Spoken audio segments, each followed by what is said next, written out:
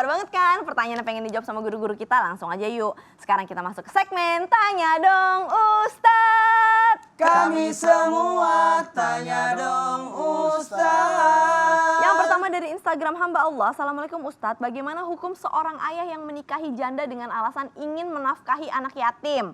Sebelumnya tolong samarkan nama saya. Aduh, ini Ustadz Maulana yang jawab aja deh. Itu Ustadz Maulana. Aduh, Ustadz Maulana yang jawab. Gini, kalau niatnya adalah baik, maka dia akan mendapatkan sesuai dengan niatnya. Innamal amalu binniat. Kemudian mohon maaf tanpa menggurui, paling bagus memang begitu caranya. Siapa yang menikahi janda yang punya anak untuk menyelamatkan janda itu dengan anaknya, maka mendapatkan kebaikan yang luar biasa. Itu kebaikan yang luar biasa. Kemudian mohon maaf tanpa menggurui. Jadi untuk menghindari fitnah itu boleh.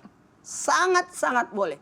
Karena kalau dia datang ke rumah janda, tiap hari datang, tiap bulan, orang jadi fitnah. Jadi fitnah. Maka dalam hal ini, makanya ada beberapa penegasan dalam riwayat, bahkan Nabi menikahi janda sahabatnya Nabi yang punya anak. Kan? Tujuannya untuk memuliakan. Untuk memuliakan. Sekarang, jadi kalau kita berbicara pahalanya, kemuliaannya, niatnya untuk mendapatkan pahala yang berlipat ganda dan menghindari fitnah itu. Itu nah, boleh. sekarang Ustadz Maulana, janda yang mana? Janda yang mana nih? Jangan menikahi janda mau sama ibunya, anaknya nggak mau, anaknya langsung kirim ke luar negeri misalkan gitu. Jangan dong. No comment ya gitu ya, No comment. Ustadz ya, no comment. Baiklah, berikutnya dari Instagram hamba Allah. Assalamualaikum warahmatullahi wabarakatuh guru-guruku. Benar nggak sih kalau memberikan sedekah dengan fakir dan miskin itu harus beda karena yatim ditinggal oleh ayah, jadi harus diberikan lebih banyak daripada piatu. Nah, gimana nih Habib? Yatim dikasih lebih banyak daripada piatu. Bismillahirrahmanirrahim. Allahumma shalli ala Muhammad wa sallam Muhammad. Kita lihat yatimnya itu kaya atau enggak? Karena banyak juga anak yatim yang kaya raya. Ada juga anak piatu yang kaya raya. Jadi kita lihat sesuai dengan kemampuan dia. Kita lihat sesuai dengan kehidupan dia.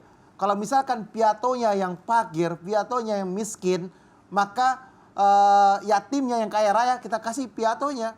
Karena hak yang dikasih untuk zakat adalah mereka yang mustahik sesuai dengan 8 golongan tersebut, fuqara, masakin dan lain sebagainya. Oleh karena itu, kita harus lihat fakirnya, kita lihat miskinnya nomor 2. Nomor 1 fakirnya, nomor 2 miskinnya. Kalau misalkan seandainya kita udah ngasih anak yatim dan dia kita kasih dengan kecukupannya, kita kasih anak piatu, kita kasih dengan kecukupannya, alhamdulillah. Inilah yang berkah yang baik. Karena apa? Menyantuni anak yatim, menyantuni fakir miskin adalah bentuk daripada sunnahnya baginda Nabi besar Muhammad SAW. Merangkul mereka, mendekatkan mereka, terutama didik mereka dengan didikan yang baik, pahala yang lebih besar lagi. Masya Allah, tabarakallah, jazakallah khair Habib. Ustadz Syam boleh dong muhasabah. Hari ini kita udah belajar apa aja rangkumannya dan apa hikmah yang harus kita petik dan kita bawa pulang setelah nonton Islam Itu Indah ini. Mohon. Bismillahirrahmanirrahim. Jamaah Islam Itu Indah yang dimuliakan Allah Subhanahu wa taala, perlu kita ketahui bersama bahwa ternyata perintah untuk memuliakan anak yatim dan tidak menghardik anak yatim itu turun jauh sebelum perintah sholat turun. Fa ammal yatima fala taqhar wa ammas sa'ila fala tanhar wa amma bi ni'mati rabbika fahaddits. Surah Ad-Duha itu jauh lebih dulu turun dibandingkan perintah sholat. Maka subhanallah, perintah untuk memuliakan anak yatim adalah perintah yang sangat utama. Yang kedua, dalam riwayat disebutkan suatu ketika Allah Subhanahu wa taala bertanya kepada Nabi Ibrahim, "Ya Ibrahim, man anta?" Wahai Ibrahim, siapa kamu? Nabi Ibrahim bingung karena yang disebut udah disebut namanya Ibrahim. Lalu Nabi Ibrahim menjawabnya, "Ana Khalilullah, saya kekasihnya Allah." Lalu ditanya kepada Nabi Musa, "Ya Musa, man anta?" Wahai Musa, siapa kamu? Kata Allah. Maka Nabi Musa menjawab, "Ana Kalimullah." Lalu ditanya kepada Nabi Isa, "Wahai Isa, siapa kamu?" "Ana Ruhullah." Lalu yang terakhir ditanya kepada Nabi Muhammad SAW. Nabi Muhammad punya segudang gelar. Ada Al-Mustafa, ada Ulul Azmi, ada Khalilullah, kekasihnya Allah. Ada Habibullah, Habibur Rahman. Tapi Nabi Muhammad SAW lebih memilih menyebutkan gelarnya Anal Yatim. Saya yatim. Saya adalah seorang anak yatim. Kenapa? Di sini kita mengambil hikmah. Yatim itu bukan sesuatu yang rendah, tapi sesuatu yang mulia jikalau dia mampu menjaganya, tetap beriman kepada Allah Subhanahu wa taala dengan akhlak yang mulia. Bismillahirrahmanirrahim. Alhamdulillahirabbil alamin. Allahumma shalli ala sayyidina Muhammadin nabiyil ummi wa ala alihi wa sahbihi wa sallim.